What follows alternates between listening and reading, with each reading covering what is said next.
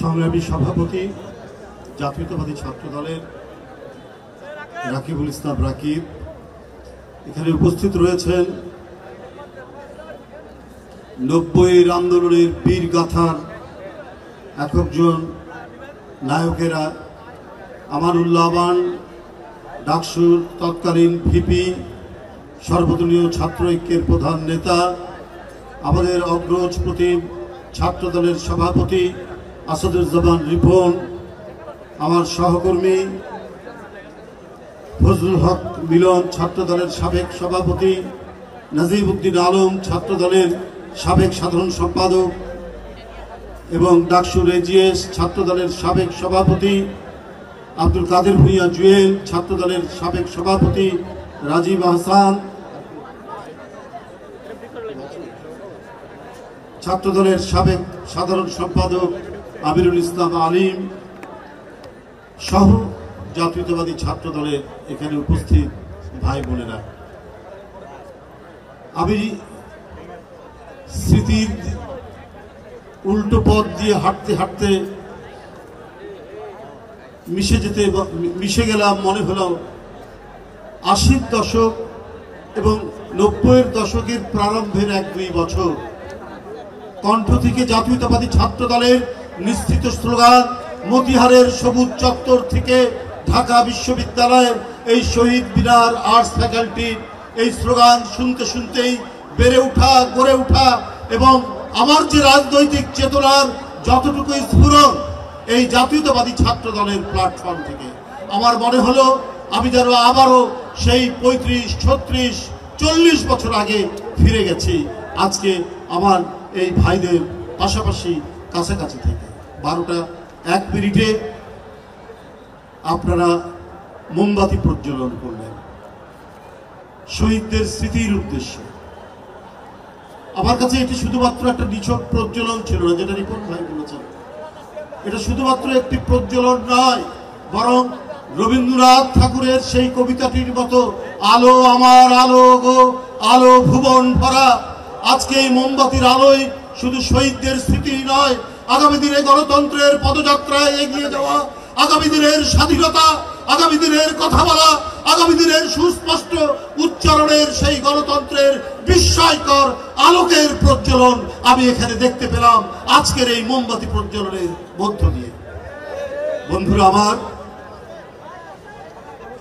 এই ঢাকা বিশ্ববিদ্যালয়, এখানে তো শুধু মুক্তির মিনার, এইখানে তো গণতন্ত্রের মিনার, এখানে তো অধিকার প্রতিষ্ঠার মিনার। আমানুল্লাহ আমান বলেছেন 52 থেকে 90, 90 থেকে 24, কিন্তু মাঝখানের 15 বছর আমার কাছে মনে হয়েছে আমরা যখন আগে নদী পথে নৌকায় করে অনেক দূর যেতাম, সন্ধ্যা হয়ে যেত, মাঝি বলতো ভাই এখানে একটু চুপচাপ থাকুন, সামনে যে গ্রামগুলো দেখছেন এই গ্রাম হচ্ছে ডাকাতদের গ্রাম। আমার বিগত 16 বছর হাসিনার আমল ঢাকা বিশ্ববিদ্যালয় মনে হয়েছিল ডাকাতদের গ্রাম। এখানে মেধাবী ছাত্রের হাতে মারা যায় নিরীহ ছাত্র, এইখানে গাড়ি নিয়ে ঢুকলে পরে তা তুলে রাখতে হয়, যদি ছাত্রলীগের কোনো সন্ত্রাসী থাকে তাহলে যদি গাড়ি থেকে নামিয়ে আমাকে অপমান অপদস্থ করে, এইরকম আতঙ্ক শঙ্কার মধ্যে দিয়ে ঢাকা বিশ্ববিদ্যালয় আমরা পার হতাম সেই দিন। আজকে স্বস্তির, আজকে শান্তির সুবাতাস বইছে এই বিশ্ববিদ্যালয়।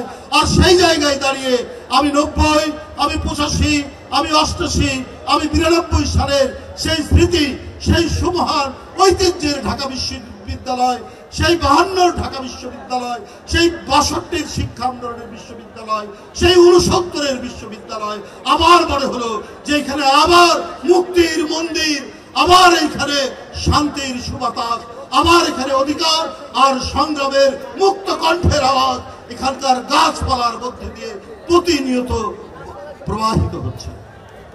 ছাত্র ভাই ও বোনেরা, শেখ হাসিনা মনে করেছিলেন বাধা দেব আর বাধা দিলেই সব আটকে যাবে, সব কিছু স্তব্ধ হয়ে যাবে।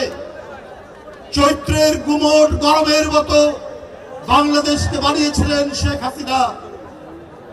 বন্ধুরা আমার, যে আমার পুলিশ, আমার র্যাব, আমার পানির গরম পানির ট্যাঙ্ক, আমার শটগান সব দিয়ে আমি মানুষের কণ্ঠকে স্তব্ধ করব, ছাত্রদেরকে আমি স্তব্ধ করে দেব।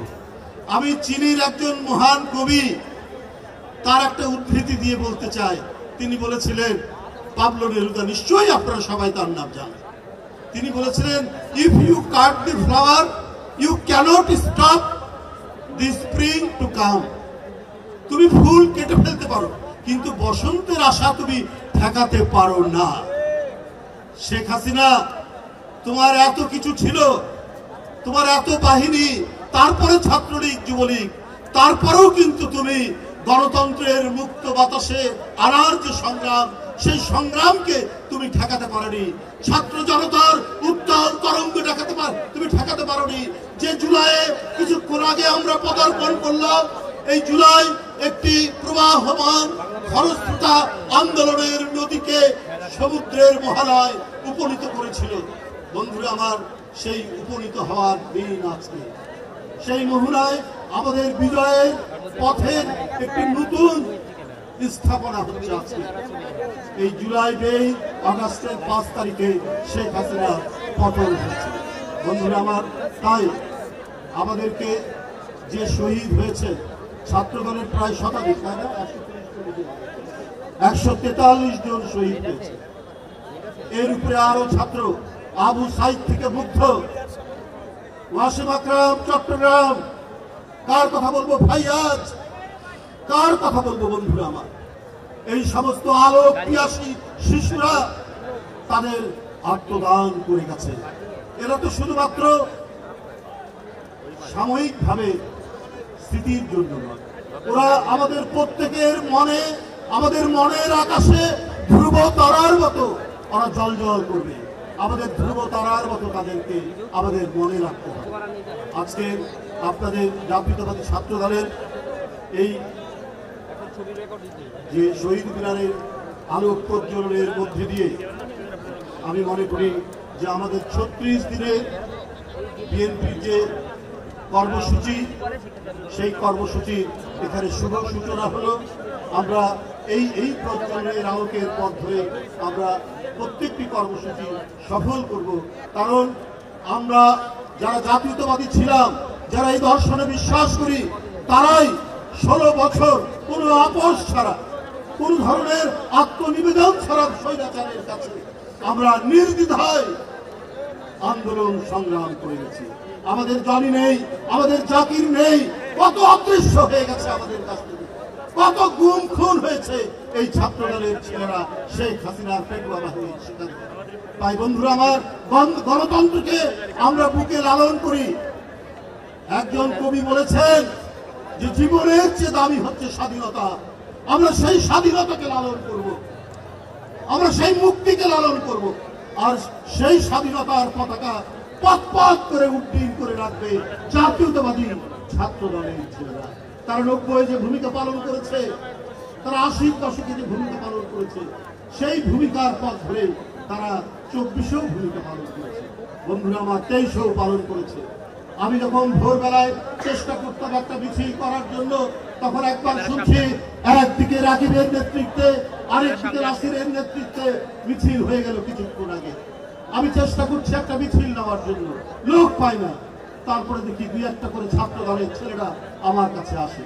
হঠাৎ আমি দেখি যে ডাক্তার আউয়াল, তারপরে রাজু, এই ধরনের অনেকে আসছে। শুধু তাই নয়, ঢাকা বিশ্ববিদ্যালয়ের ছাত্রীরা, এই যে শিরিন, সুমাইয়া, এদের কথা আমি ভুলতে পারবো না। তারপর জান্নাত, এদের কথা ভুলতে পারবো না। আরো যাদের নাম বলতে পারলাম না, তারা তোমরা ক্ষমা করে দিও। এই বিশ্ববিদ্যালয়ের ছেলেরা, এই ছাত্র দলের ছেলেরা সেদিন এক এক করে এসে আমরা আমাদের মিছিলকে বড় করেছি এবং আমরা যথাসাধ্য আওয়াজ তোলার চেষ্টা করেছি। আমি ধন্যবাদ জানাই তোমাদেরকে, জাতীয়তাবাদী ছাত্র দলকে। তোমাদের মধ্যে দিয়েই আমরা 1 বর্ষ পূর্তি হলো এবং আজকে সেই সমস্ত শহীদদেরকে তাদের আত্মদান এবং তাদের দেখানো যে পথ, যে জন্য তারা জীবন দিয়েছে, সেইটা আমাদের এখন বাস্তবায়ন করতে হবে। এই সংগ্রাম আরো কঠিন, এই সংগ্রাম বাস্তবায়ন করতে হলে আরো বাধা আসবে, কিন্তু সেই বাধাকে তোমাদের ফেলে ফেলে সত্যিকার অর্থেই আমরা একটি স্বাধীন গণতন্ত্র এবং গণতন্ত্রের মূল্যবোধ প্রতিষ্ঠা করব। এই বলে আমি তোমাদের সকলকে শুভেচ্ছা জানিয়ে আমার বক্তব্য শেষ করছি। খোদা হাফেজ। বাংলাদেশ জিন্দাবাদ।